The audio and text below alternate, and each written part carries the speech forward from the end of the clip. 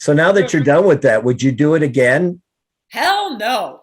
Really? It's the wonderful thing about being Wow. my age is that you learn, you live and you learn. And I have learned that that was a truly incredible experience. And like climbing Mount Everest, it's not anything I have to do more than once. Welcome, everybody, to another Manipod podcast. We're back with one of our favorite guests, Paulina Porizkova. We're back with her for many reasons, but one of the big reasons is the show that she did called Beyond the Edge. If you haven't watched it, you must watch it, because even though a lot of those shows might seem they're staging everything, when you see what they had to do, and I think I'm on episode 5 or 6, whatever the latest one is, I couldn't do that. I sure couldn't do that. So welcome, Paulina, and we want to find out why you did that and how that went. Okay. Hey, Larry. Hey, Mike. Nice to see you again in our respective places. Yeah. So why did I do it? In retrospect, probably because I was a little crazy at the time, a lot crazy. But no, and seriously, look, it was a great opportunity to get a charity that I really believe in, as much money as I could, a lot more than I could just like hand over. So that was kind of, a great incentive. And then in part, I have had a really tough last 3 years, and I feel like I had gone through so much emotionally. I just thought going through something physical would be, and welcome change. And I was right, because while I was out there in the jungle, I didn't really have any time to, feel depressed or down. I was just trying to survive. So it's amazing how that takes care of it. Well, the other thing you didn't have there is alcohol. And we know you're drinking and we're drinking. So what do you got? I am a Sancerre girl. Oh, I love Sancerre. I'm a Sancerre girl too. So yes, and that's the only white wine that I will drink if I drink white wine. And what are you drinking, Mike? I'm drinking Sammy's Beach Bar cocktail. It's a pineapple jalapeno drink from Sammy Hagar. It's unbelievable. I wasn't sure I would like it, and now I'm hooked on it. I'm not addicted to it. I'm hooked on it. Oh yeah, that's a. Oh, I should wait before Larry tells us what he's drinking. I'm drinking Syria beer. This is a beer that was started by the guy that invented Blue Moon. Oh, and it's non-alcoholic. The reason I'm doing that is because I have surgery tomorrow. I don't want to be hungover when I'm doing surgery on patients. But they have different kinds of beer. This happens to be a Belgian white. It's absolutely delicious, non-alcoholic. And so that's what I'm enjoying right now. But you didn't say they have a CBD beer, and they have a CBD beer with THC. Oh. Yeah. So it's really.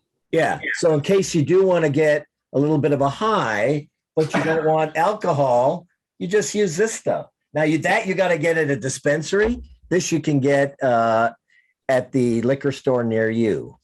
So you don't go to a dispensary near your house, do you? Because your patients might see you and you. Right. Fortunately, those cans are actually show cans. So that's that. But we're going to have a good time. So cheers. Cheers, indeed. Hey, your good health and your hips. Oh, yes. Yeah. Thanks. We'll talk about hips in a second. Uh-huh. Wow. Not bodily kind. We're talking about the ones that get arthritis and go after you when you're over 50. It's so sexy, isn't it? That's the price you pay for long, thin legs. Oh, see, I did not know. Yes. Yes. Well, my hip's going out too, Larry, and I'm only like 5'8" on a good day. Yeah, so, but that's genetic on your part. We won't go into that. But, oh, poor Mike. I thought it was all the kickboxing I did in my 40s. I'm sure it didn't help. Yeah, probably not. Not. But I could still kick anybody's ass. So there you go. Oh, hold on. Wait a minute. Oh, let me push it back in first. Okay.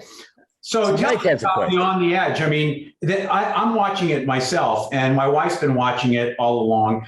And you You're still on, by the way. I'm going to ask you a question. How much longer are you going to be on, or you can't tell You seriously think I'm going to tell you? I mean, like, come on. Rugiette Ready is an incredible new way to treat ED. Rugiette doesn't just work, it works fast. 5 times faster than those other generic pills. And because it combines tadalafil with sildenafil, it can last for up to 36 hours. Guys, take back control of your sexual health and ED. Be more spontaneous and boost your confidence. Try Rugiette Ready today. Hey, we thought we could get you to slip a little bit. Come on. But you're still on. As of the other night, you're still on, and you've raised over $32,000, which is phenomenal. Congratulations. Yes. Yeah, I was quite proud of that, and I was pleasantly surprised that I'm still on as well. Quite frankly, look, adversity. Like, let's not forget, I grew up in a communist country. I grew up in a house with no indoor plumbing. We had a tin tub in the kitchen. We took baths once a week. The toilet was out in the yard. I mean, like, I can handle pretty basic living. I'm okay with that. I can function without electricity. I can, do the fire cooking and all of that. It was the challenges that were killing me personally. I don't know how my competitors felt, but no, I do know how they felt. They agreed with me. It's like between like sleeping on bamboo poles, and they're not flat, they're like little mounds, being poured on with rain every single night, having like nearly no food, and then having these 4-hour challenges every single day. There was no day of rest. It was just day after day of like insane physical challenges. And there I am, a 56-year-old woman with 4 professional male athletes and 3 women that are all 15 or more years younger than I. So I was like, I felt a little like the odd woman out. So the thing is that I can sleep in the rain. I can sleep on bamboo beds. I can't tolerate the fact that there's weird life around me. Snakes are not as scary to me as spiders. We were in Panama a few years ago, and we're walking through this jungle part, and right off on the side of the path we're on is this gigantic web with a spider this freaking big. I mean, I nearly shit my pants. I couldn't carry him out of there fast enough. It was amazing. I hate spiders. Snakes, not so much. So that would be the part I probably wouldn't sleep because I'd be looking, anything crawling on me, that kind of thing. So how much of that was real? I mean, were you guys literally alone out there sleeping? Literally out there alone. Wow. There was a time, obviously, in the morning when the camera crew came in to, film us getting ready and whatever. But no, like night and mornings and all of that, we were entirely on our own, and there was nobody around. Wow. And the monkeys and the whatever creatures, they kept Ray and Mike up a lot. I couldn't sleep from my hips, so like I was shot anyway. It didn't really matter what came into camp. It was a welcome distraction as far as I was concerned. Some of us were a little easier with the creatures than others. And for me, that wasn't really the part that bothered me.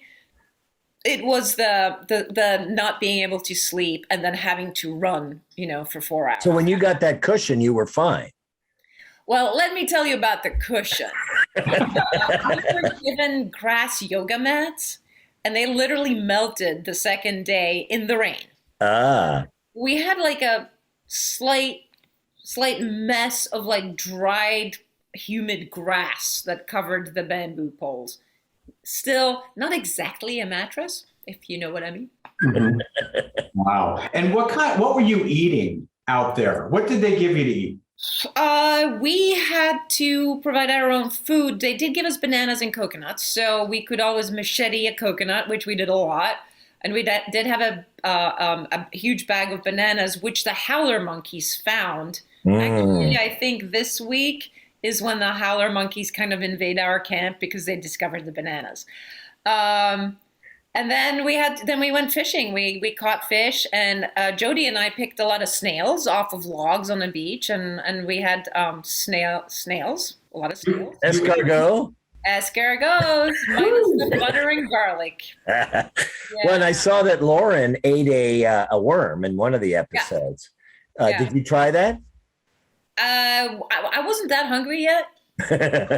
So, I mean, I would eat it if somebody made me, but it's like just for the hell of it, nah, thanks, that's okay. How did they lure you into doing that show? Did they have to pull you in, or were you, you know what, this is perfect timing, I'm ready? Well, when they first called me, I was like, I just pretty much hung up on them. I was like, yeah, that sounds, good luck with that.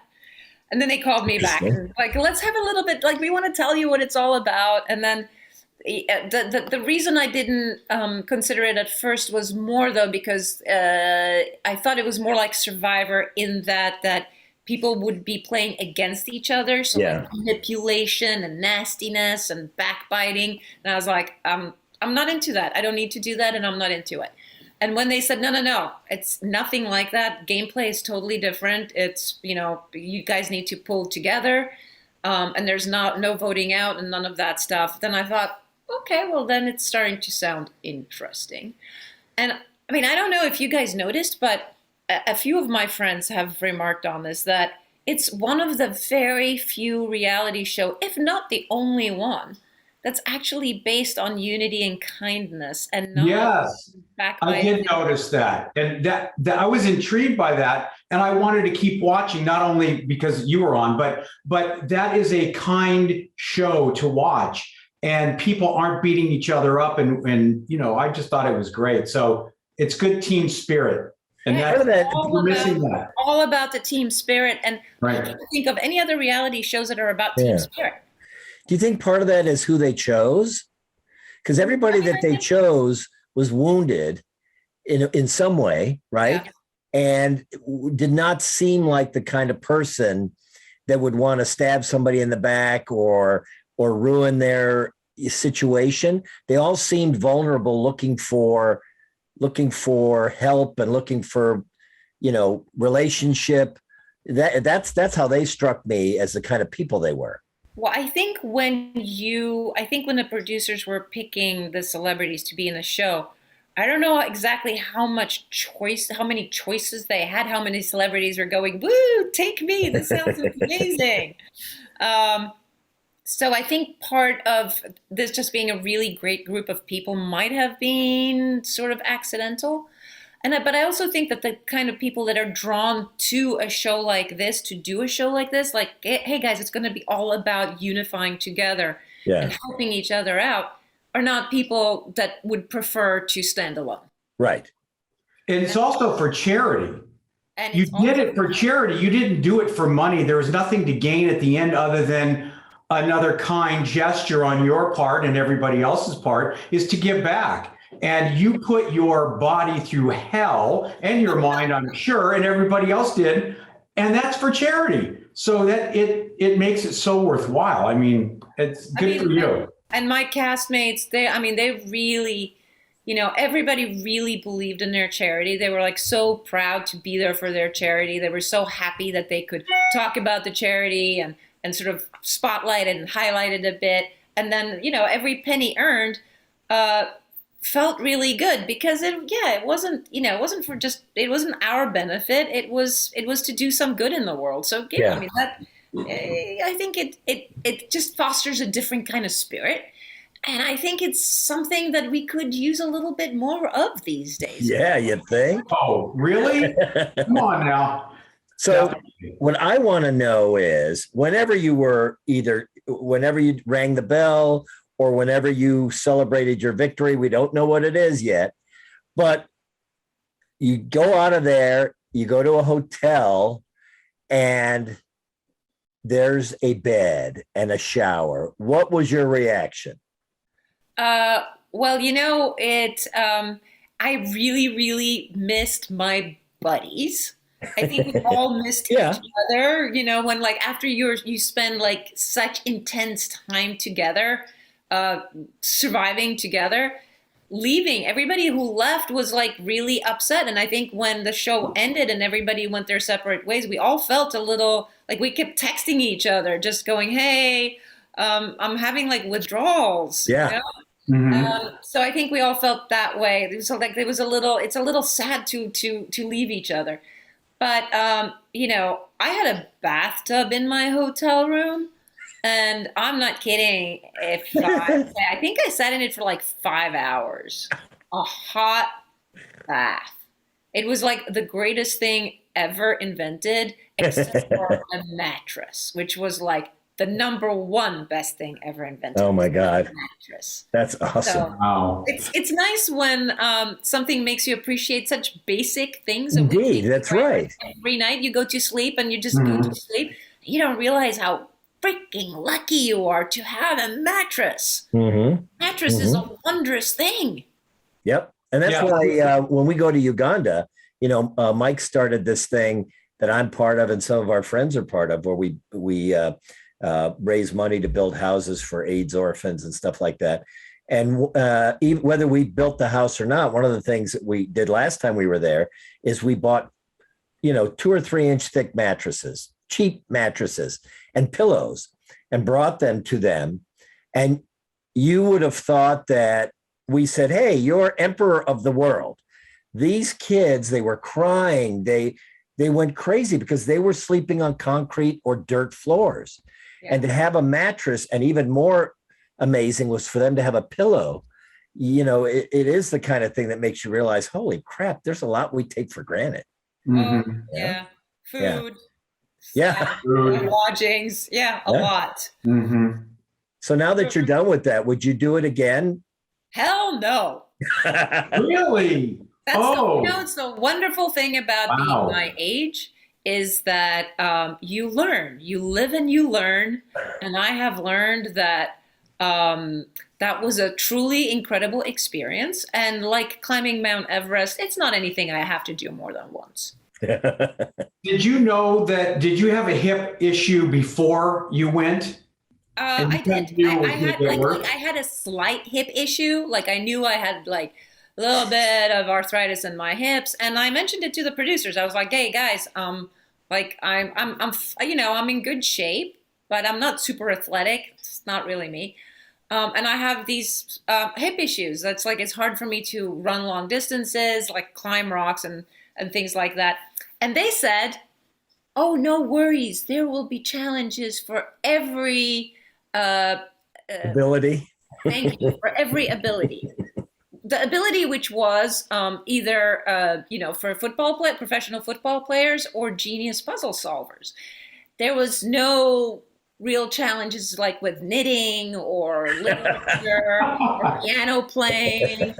Well, now wait a minute. Couldn't you have made a mattress by knitting those palm leaves together? Sure, Larry, if I had the time in between looking for food and running for miles through the jungle. Well, you did rappel down that wall. Yes, you did. I was Very going to say, when impressive. you went down there, Yeah. you did that like a pro. You've done that before. No, I've never done that before. Wow. But I thought that was exciting. It was like it gave my hips a break. The worst part, very worst part, was these like mile-long runs through the jungle with like guys that did this for a living, running. Yeah. You know? I was like, that was painful, and tree roots and the mud. Yeah, I was going to bring up the mud. How bad was that? It was much, much worse than it looks on TV. That's what I thought. Literally, when you land waist deep in mud, what happens is it's kind of quicksand. That's Like, what you said. Yeah. No. yeah, you can't actually lift your foot up. And that's something we didn't realize when the first time we kind of fell into the mud pit and Ebony went first. And when she realized she couldn't pick her feet up, she panicked. Oh man, she looked really scared. Yeah, because it's quicksand. It traps you. Sure, if you're like Ray Lewis, you can probably lift your leg out of cement, but that is not normal. Mhm. And so the rest of us, like on that first round, I remember I found out that the best way to get over mud or quicksand is to actually swim in it.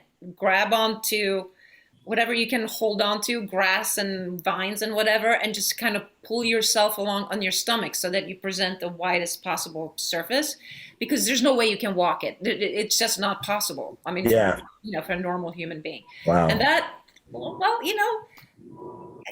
do you need to guess that wasn't wonderful for my hips? Yeah. Yeah. So Yeah. I have a question for you. So now that you've done this show, and we don't know, obviously you're still on it. So I wanted to find out, because we talked to you about dating last time. That last time we spoke, and you were feeling things out a little bit. Has this show helped you or hurt you in the dating life? It has to help. Oh, pray, do tell me why that would help. Yeah, why is that, Larry? Why? I mean, because if somebody doesn't know you better after watching that show, who you are, then you don't want to have anything to do with that, in my opinion. I mean, you showed a lot of your true self there. And so to me, all the glamour and she's a model and she's unapproachable and all this, out the window. You really showed who you were in that show. So I would think that would help you. Do you know how many men are really interested in who I really am? Well, we are. It's pretty stupid. Considerably smaller number than are interested in this. True. But which do you prefer?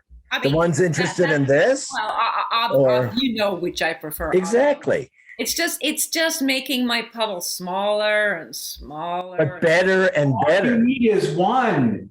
That's all you need is one. Right. So what? That's right. Sure, just point me to the right puddle with the one. Well, I think the next time we do a podcast, I think that we should have dates set up for you, and we'll bring them on and we'll interview them, and you pick the one that you want. We'll do a dating game. I think you should pick me the guy that you think I should go on a date with. I think that would be really interesting. All right, that's our next assignment. If we pick somebody, would you do it? Yeah, sure. Okay, all right. I've gone on dates that were probably a lot less fun than whatever you throw at me. Well, we're going to get 1,000 phone calls right now. So, Right. oh my God. Pick me. Yeah, pick Right. me. So we'll have a little contest and we'll see who wins. All right. So this is great.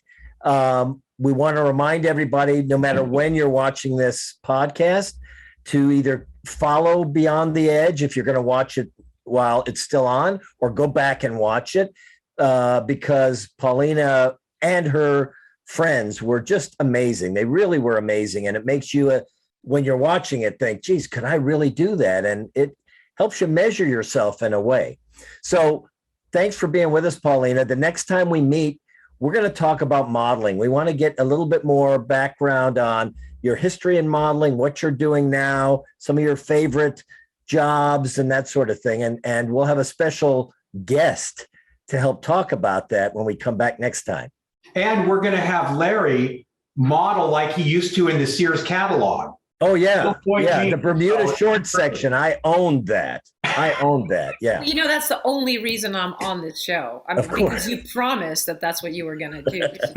Like, you don't ever get to talk to me again unless you fall. There you go. So okay. talk about Beyond the Edge. Yikes. Yeah, really. All right. Well, we'll wrap this one up now, and we'll see you again soon. Thanks a lot, Paulina. Yeah, Bye, thank guys. you. All right, See you bye-bye. later. Bye.